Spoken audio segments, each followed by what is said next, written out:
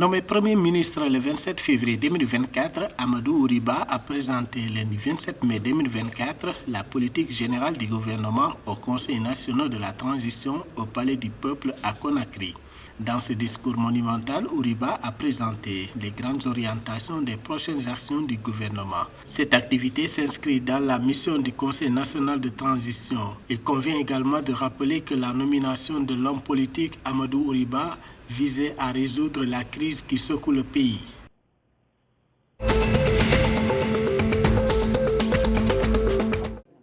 Au Nigeria, le président Bola Tinubu a déclaré que la route côtière Lagos-Calabar créerait des opportunités d'emploi direct pour des millions de personnes et aurait un impact positif sur plus de 30 millions de citoyens. Tinubu l'a annoncé le dimanche 26 mai 2024 à Lagos, marquant le début du projet d'autoroute Lagos-Calabar de 700 km et plusieurs autres initiatives pour commémorer sa première année au pouvoir. Lors de la cérémonie de lancement, le président a déclaré que le projet est plus qu'une simple route, le décrivant comme un symbole d'espoir, d'unité et de prospérité pour la population du pays.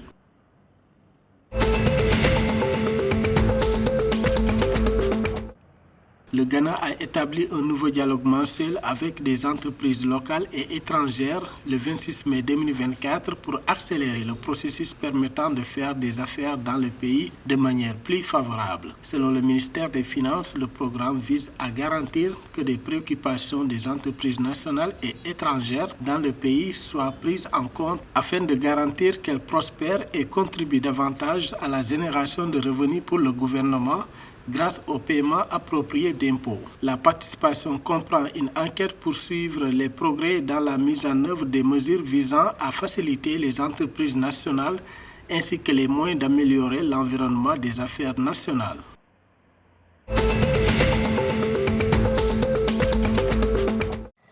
Au Mali, l'armée affirme avoir déjoué une attaque djihadiste dans le centre du pays. Le dimanche 26 mai 2024, le poste des forces armées maliennes Fama à Mourdia, dans la région de Nara, a été attaqué par des djihadistes. Selon un communiqué de l'état-major général des armées maliennes, les assaillants appartenaient à la Katiba Massina, une composante du groupe de soutien à l'islam et aux musulmans, branche d'Al-Qaïda au Sahel. La prompte réaction et sans répit des Fama a permis de déjouer cette attaque en infligeant de lourdes pertes en vie humaine et matérielle aux terroristes.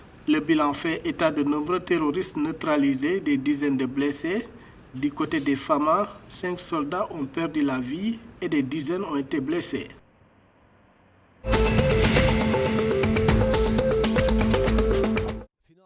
Au Cap-Vert, l'équipe des 7 étoiles a remporté la Coupe Praia de football féminin pour la saison 2023-2024 en battant les Black Panthers 3-0 ce dimanche 26 mai 2024 à Estádio da Várzea, dans un match qui a opposé les deux meilleures équipes de Santiago Sul et qui a amené du monde à l'Estádio da Várzea. L'attaquante Kamoka a été l'héroïne du match. Elle a ouvert le score à la 42e minute avant de doubler à la 88e minute. À noter que la Coupe Praia de football féminin a vu la participation de 6 équipes du championnat régional Santiago Sul.